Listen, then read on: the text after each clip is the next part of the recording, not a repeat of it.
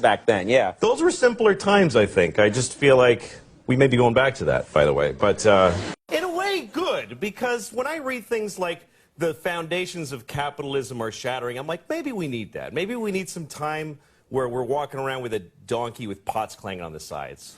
You think that would just bring us back to reality? Yeah, because everything is amazing right now, and nobody's happy. Like, in my lifetime, the changes in the world have been incredible. When I was a kid, we had a rotary phone.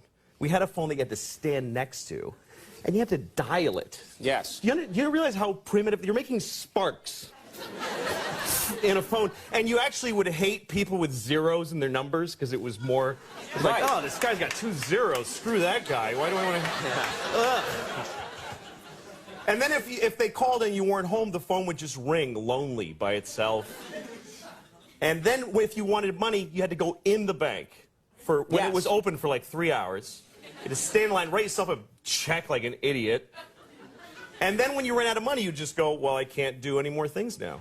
Right. I can't do any more things. That's it, yeah. That was it. And even if you had a credit card, the guy would go, ugh, and he'd bring out this whole shunk, and he'd write, oh, cut, you'd have to call the president to see if you have any money. And it's all true, kids. You had to call the president, yeah.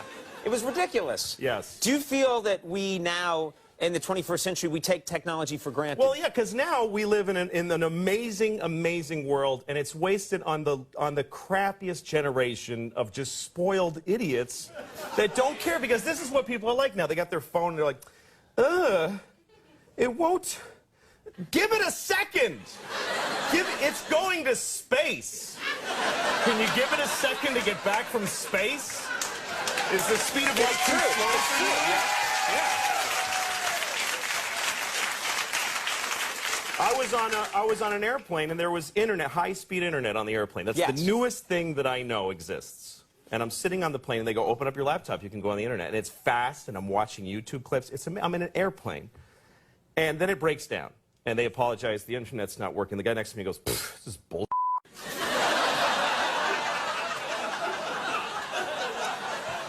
Like, how quickly the world owes him something he knew existed only 10 seconds ago. Right. And on planes,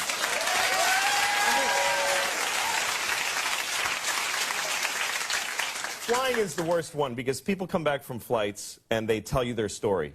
And it's like a horror story. They act like their flight was like a cattle car in the 40s in Germany. That's how bad they make it sound. Right. They're like, it was the worst day of my life. First of all, we didn't board for 20 minutes. Right.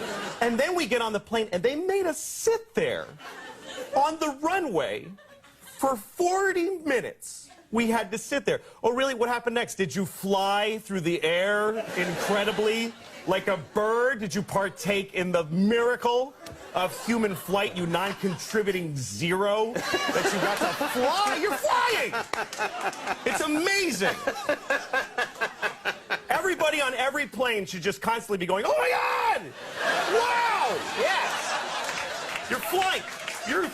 You're sitting in a chair in the sky. Yes. Yeah, he's right.